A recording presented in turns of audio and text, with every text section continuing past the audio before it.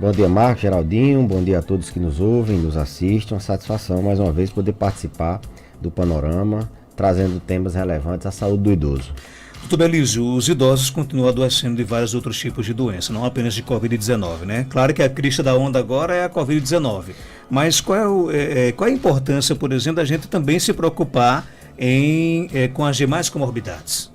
Muito bem, Marcos. Os idosos, essa palavra comorbidade, ela é uma palavra já conhecida da gente que trabalha com saúde do idoso. Haja visto que eles têm muitas doenças coexistindo, né? Muitas comorbidades. São hipertensos, diabéticos, hipertensos e diabéticos, pacientes que têm dor, têm osteoporose, pacientes que têm distúrbios do sono, têm alterações na memória, eles coexistem eles convivem com a coexistência de várias morbidades, com comorbidades diversas. E esse controle, esse ajuste, essa manutenção da saúde, do equilíbrio de todas elas acontecendo de maneira controlada, compensada, é um desafio que nós rotineiramente lidamos com na geriatria, tanto no ambulatório como no consultório.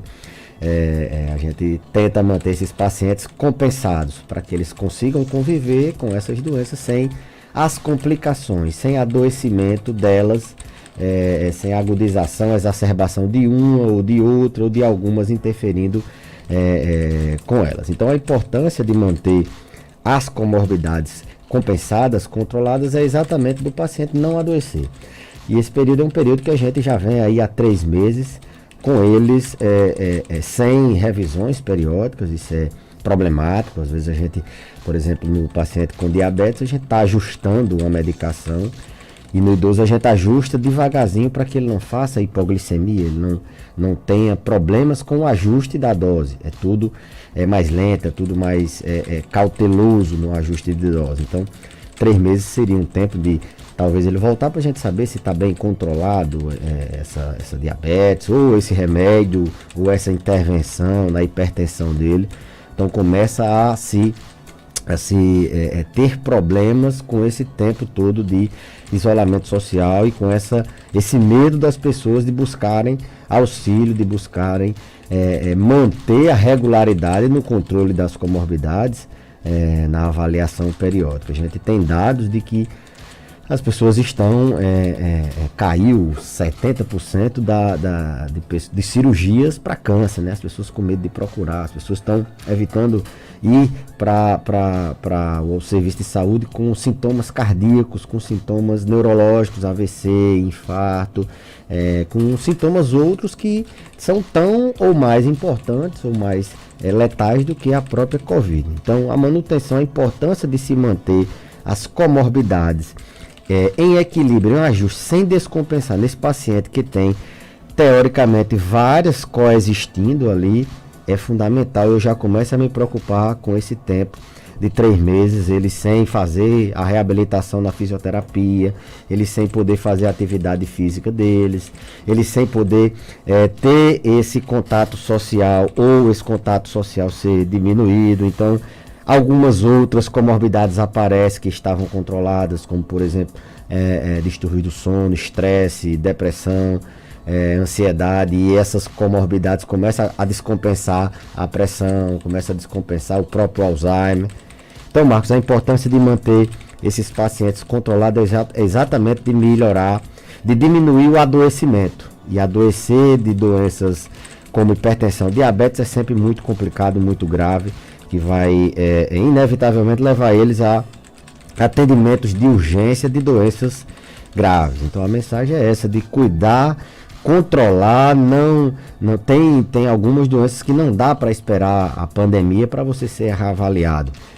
Tem pacientes que sim, a gente está até remarcando, mas a maioria dos pacientes não dá. Ele tem que ser revisado periodicamente, e já estava com essa revisão marcada e postergou, e 3, 6 meses na vida de uma pessoa que às vezes só tem mais 1 ano, 2 ou 3 ou 4 de vida é muito tempo, e pode descompensar uma comorbidade e levá-lo a uma fatalidade. Quais são as principais comorbidades na pessoa idosa, por exemplo? Bom, hipertensão é uma das principais, né? talvez seja a que mais tenha pacientes com comorbidades, é a hipertensão.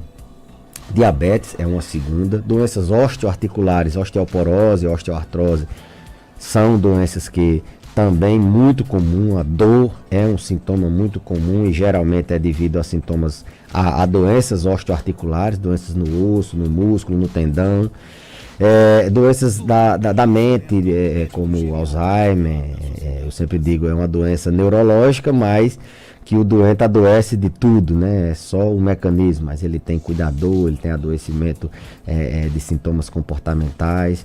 Então, depressão, ansiedade, Alzheimer, distúrbios do sono, muito prevalente nessa faixa etária, tontura, quedas.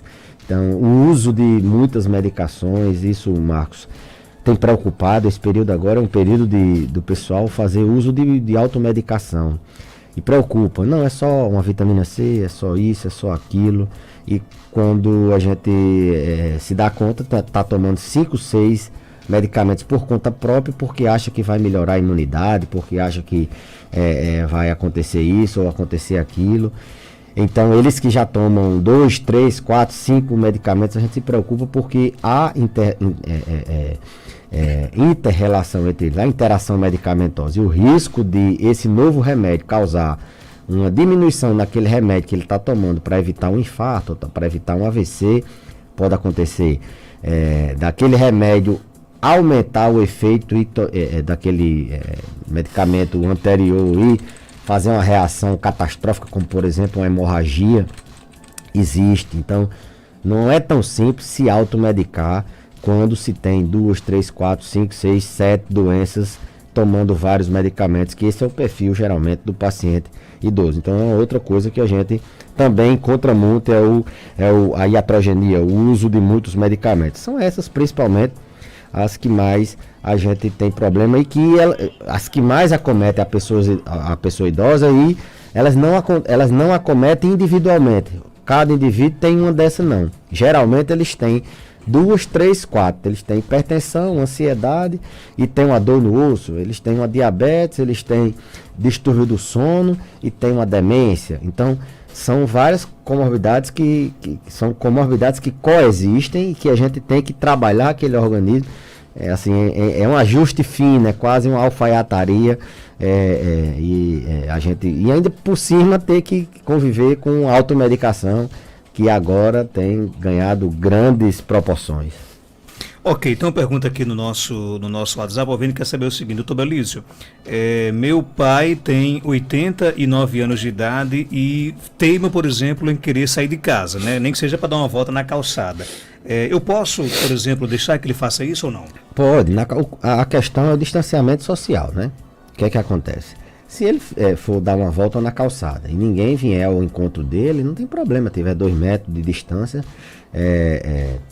não tem problema nenhum não. Procura um horário que tenha pouca gente, mas que ele tenha essa rotina. E eu bato muito nessa questão de manter uma rotina fixa de atividades, de ocupação do tempo com atividades todos os dias. E os idosos, eles atrofiam, muitos deles não vão sair dessa pandemia mais andando, muitos deles que ainda ficavam em pé vão sair acamados, muitos deles que antes ainda tinham um grau de lucidez vão sair num grau já de demência, sem conhecer, sem ter cognição, sem a cognição preservada.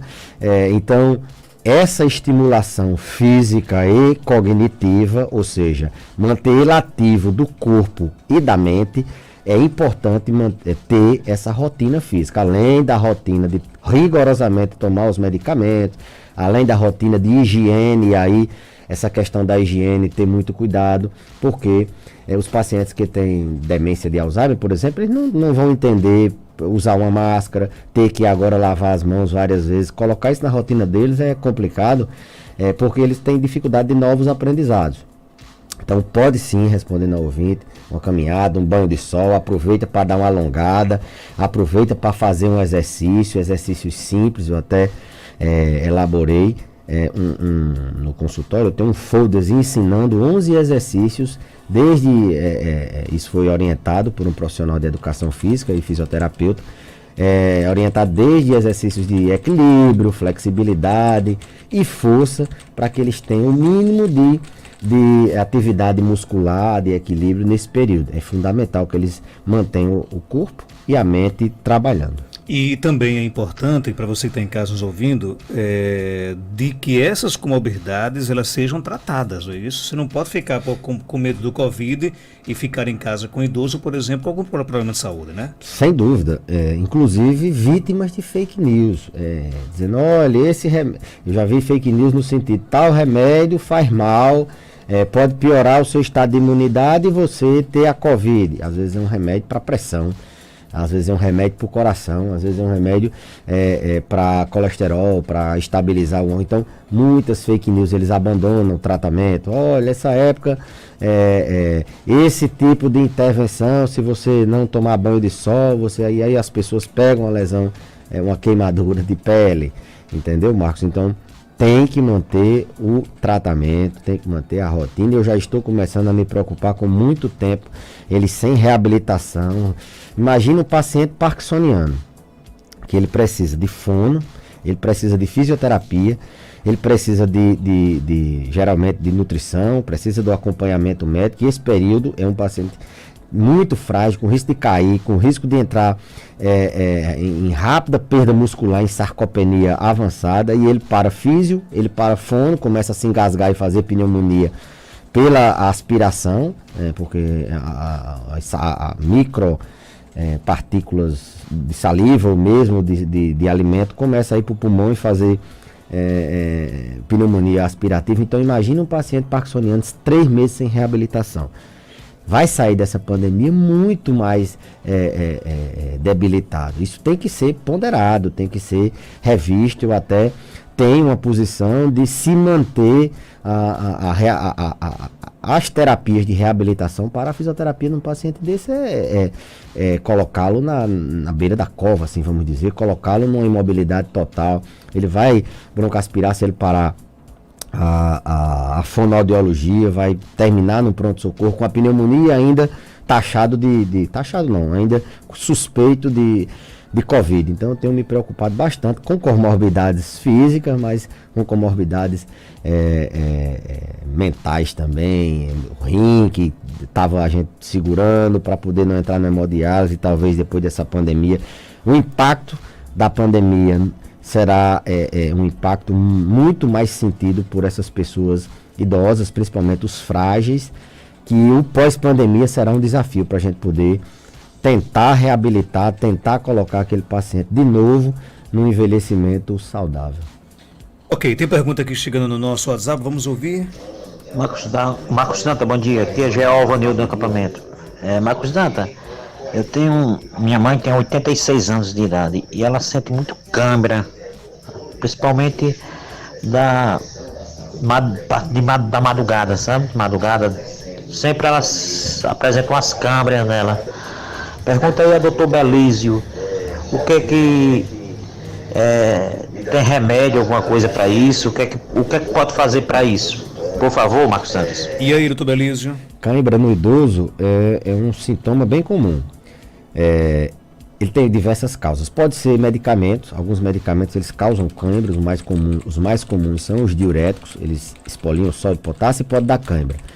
Então isso teria que ser revisto, ver se não é algum medicamento. Não recomendo suspender o medicamento antes que algum médico veja. Problemas circulatórios são outra causa muito comum, principalmente as doenças venosas dos membros inferiores, varizes, insuficiência venosa crônica causa muita cãibra. E doenças de origem arterial também causam muita cãibra. O diabético ele tem uma menor circulação, assim vamos dizer, arterial ali, e ele tem uma sensação de cãibra. Confunde às vezes com a claudicação, mas eles têm tanto dormência, queimação, como cãibra também. Atrofia muscular também causa muita cãibra. Déficits nutricionais, paciente que tem a deficiência da ingestão de alguns nutrientes pode causar cãibra.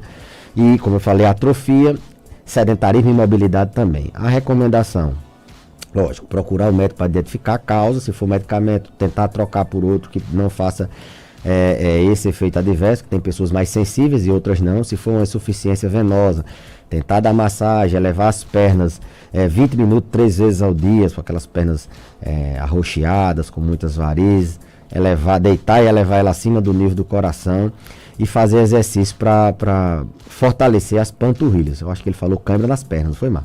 Então, alguns exercícios de fortalecimento dos membros inferiores melhora e muito as câimbras.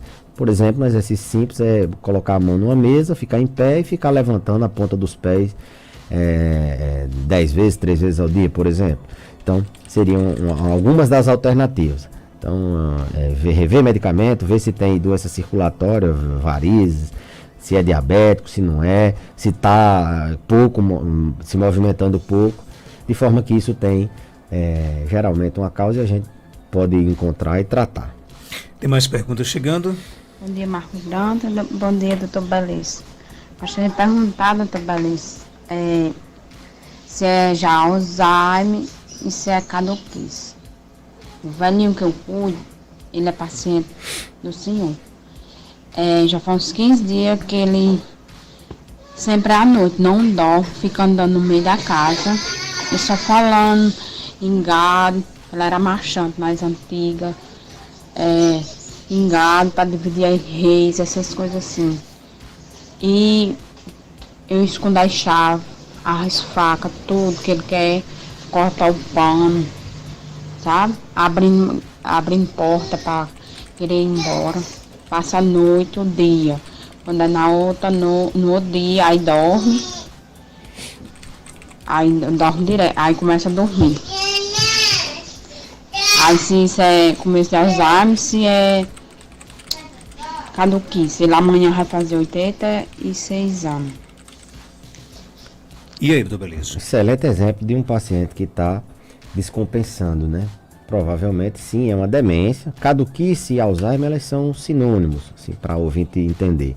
Quando a gente fala de Alzheimer, a gente até às vezes extrapola o conceito, a definição para outras demências, para facilitar as pessoas entenderem. Caduquice, ficando gaga, Alzheimer, são sintomas de demência, né? Então, provavelmente ele está com a caduquice dele, com o Alzheimer dele descompensado. Isso é um sintoma bem comum em pacientes que têm o Alzheimer descompensado, que é a perambulação. Ele fica inquieto, andando o dia todo, às vezes tentando fugir de casa. Isso geralmente piora no final da tarde, mas tem pacientes que é o dia todo. Então, isso é um ajuste na medicação e uma observação na rotina dele, no ambiente, talvez tenha mudado em virtude da pandemia e tenha exacerbado. Então é perambulação, ele fica querendo andar o tempo todo inquieto. E pelo que ela falou, está associado também com insônia, ele está invertendo o ciclo sono-vigília, está passando a noite acordado e às vezes durante o dia dormindo. Não é que uma coisa, talvez sejam 2 sintomas que estão andando, são vários os sintomas que acompanham, sintomas comportamentais na demência, são sintomas neuropsiquiátricos. Perambulação e insônia são muito comuns, existem vários outros, mas o que está precisando aí para o ouvinte, ela entra em contato, diz que é meu paciente, entra em contato conosco, para a gente até, talvez como já conhecemos, o paciente dá um ajuste na medicação via telefone para que ele volte ao seu estado anterior.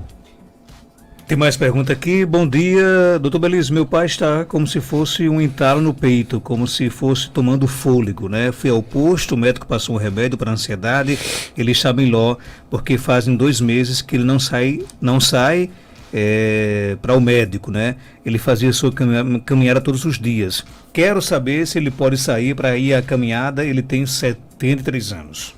Bom, esse entalo já foi medicado, já foi avaliado como um sintoma somático, né, de ansiedade. Você está tendo sensação de desconforto quando fica nervoso, ansioso, e assim o médico conduziu. A gente pensa, antes de ter o diagnóstico, a gente pensa em várias outras comorbidades. A gente pensa em doenças no estômago, né? E aí procede-se com endoscopia para ver se tem alguma doença do refluxo, gastrite, úlcera, alguma coisa nesse sentido. Entalo também pode ser por doença na tireoide, nódulo na tireoide. Pode ser um sintoma no idoso, um sintoma de doença cardiovascular, e aí eu chamo a atenção dos ouvintes que pacientes com sintomas sugestivos de doença cardiovascular, por exemplo, infarto, não retarda a ida a pronto-socorro. na dúvida, não, eu acho que é nervoso, é ansiedade, não vão nessa. Vão para o pronto-socorro. A gente tem que afastar, fazer um eletro e afastar se realmente aquela doença é mesmo ansiedade. Tem morrido muita gente em casa. 40%, eu vi esses dias um estudo, das pessoas, diminuiu 40% a ida ao pronto-socorro com queixas de infarto, de doenças, de angina, de doenças coronarianas. Isso é muito perigoso porque ao mesmo tempo aumentou o número de mortes em casa. Então, ela pergunta se pode manter a caminhada. Não pode caminhar em locais públicos, Ilha de Santana, onde tem outras pessoas, não. Tem que tentar uma caminhada, alguma atividade, mesmo em casa, que não tem aglomeração. Esse período ainda está chegando o dia já de começar a liberar, mas ainda não. É bom fazer esses exercícios dentro de casa, com todas as medidas de álcool gel, de proteção, de lavagem das mãos, de etiqueta respiratória, se possível máscara, mas procurar um ambiente dentro de casa ou ao redor de casa que não tenha movimentação, circulação de pessoas. Inclusive é uma orientação não só minha como médico, mas já uma orientação do decreto municipal, estadual, enfim. Ok. Tem mais pergunta aqui chegando, vamos ouvir, pergunta aqui dos nossos ouvintes. Bom dia, eu queria perguntar para o médico, para ele me tirar uma dúvida, porque a pessoa fica muito agoniada nessa pandemia e o que eu quero saber é que se a pessoa pegar esse Covid e ficar bom, tem perigo da gente pegar ela novamente? E aí, doutor Belísio? Rapaz, é mais fácil você tirar na Mega Sena, para ser simples, para a pessoa entender. No mundo não tem se registrado essa recorrência de infecção. Tem se visto algumas pessoas que voltaram os sintomas, e ou na primeira infecção não era Covid, ou na segunda foi suspeitado de Covid e na verdade não era. Então, 2 vezes ainda não temos da pessoa se reinfectar, não. Os casos que tiveram, até onde eu pesquisei, foram casos que o diagnóstico ficou assim inconclusivo. Então não tem perigo não da pessoa se reinfectar até o momento, certo? Então, mas a doença é nova, a gente não conhece, possa ser que essa possibilidade exista. Tanto que as pessoas que se recuperam do Covid continuam usando máscara, continuam com os mesmos cuidados das pessoas que não têm Covid. Vamos se preocupar primeiro em não adoecer, né? E depois a gente pensa em não adoecer de novo, que é muito raro isso. Tem mais pergunta aqui chegando, vamos ouvir? Bom dia, doutor Elísio. É o seguinte, doutor Elísio, eu tenho tireoide. Aí, às vezes, meu coração acelera. Isso é problema da tireoide. Me dá um mal-estar, assim, sabe? Assim que atende meu sistema nervoso. O que é que o senhor acha? E aí, doutor Belísio? Bom, tireoide é uma doença que mexe com todo o organismo, né? Ela tem o hormônio da tireoide, ele tem receptores em vários órgãos, coração, cérebro, e assim intestino, e assim sucessivamente. Quando a gente tem uma doença onde esse hormônio está sendo produzido demais, no caso o hipertireoidismo, a gente tem alterações nesses órgãos e sistemas. Então o coração realmente ele bate mais rápido, a pessoa fica ansiosa, angustiada, tem essa sensação de desconforto. Uma outra situação que pode acontecer é a pessoa ter o hipotireoidismo, ter pouca produção de hormônio e estar tomando um remédio, a reposição do hormônio, numa dose acima do que ela precisaria. Então, pode acontecer as mesmas coisas, aceleração do coração, palpitação, sensação de desconforto. Então, pode sim ser da tireoide. Ou o remédio está em excesso, ou ela tem uma doença chamada hipertireoidismo. São os sintomas que mais comumente aparecem em pessoas, é a doença que, assim, interfere em todo o organismo. Então, esses sintomas são comuns nessas duas situações para quem já tem doença na tireoide. Tem mais pergunta? Bom dia, doutor Belísio. Eu queria fazer uma pergunta ao senhor, porque minha mãe é depressiva, ela tem 79 anos. Ela acarreta muitos problemas em cima dela de depressão, toma muito remédio. Só que ultimamente ela vem muito cansada, ela dá muito trabalho para subir todo rodando dentro de casa, dentro do muro, para dentro de casa, lava roupa, estende no sol quente, não quer acordo, e agora é cansada. O que é que eu devo fazer com isso? Depressão também é outra comorbidade? Assim, doenças da mente também são comorbidades. Elas são tão importantes, causam tão quanto o infarto, AVC e mortalidade. A depressão, o paciente depressivo, Marcos, ele não tem motivação para tomar o remédio, ele abandona o tratamento e aí descompensa as outras doenças, ele para de fazer atividade física, e a depressão por si só, a fisiopatologia, ela aumenta risco de doenças, risco de complicações das outras doenças. Nesse caso da paciente, ela diz que o paciente tem depressão, 79 anos, fica andando o dia todo e está cansando com muita facilidade. Cansaço, a gente tem que pensar assim, de uma maneira mais clínica, mais em doenças físicas. Pensar primeiro em insuficiência cardíaca. É um paciente que está cansando fácil, ele deve estar com alguma insuficiência cardíaca, problema de coração. Será que é um paciente que tem alguma doença pulmonar? Ele está cansando porque geralmente pessoas que fumaram a vida toda, pessoas que têm asma, ou pessoas que estão realmente com a musculatura da caixa torácica diminuída, a capacidade respiratória diminuída, o envelhecimento cursa com isso e elas podem cansar facilmente. E pode ser um cansaço do tipo, esse cansaço que eu falei agora é um tipo de falta de fôlego, mas tem aquele cansaço também, de fadiga. Essa pessoa talvez, a depressão ela cursa muito com essa fadiga, indisposição, a gente chama de anedonia. Se a depressão tiver descompensada, ela pode ter essa fadiga, essa falta de ânimo e está cansada. Mas ela me disse que está andando muito, né? Está bem ativa. Talvez ela esteja com a sensação de falta de fôlego ou com a sensação de fadiga, de cansaço, em virtude das duas coisas. A doença que descompensou pode ser a depressão, o coração, pode ser o pulmão ou outras doenças que causam cansaço, ou pode ser mesmo a depressão. Pelo fato de ficar andando muito, inquietação, a gente tem que pensar também em doenças cognitivas, em demências, né? Pensar em Alzheimer. Eu falei agorinha dessa questão do paciente ficar andando, se ela não for lúcida, por exemplo, ficar andando dentro de casa, o sintoma de perambulação. E a gente tem que pensar também nisso.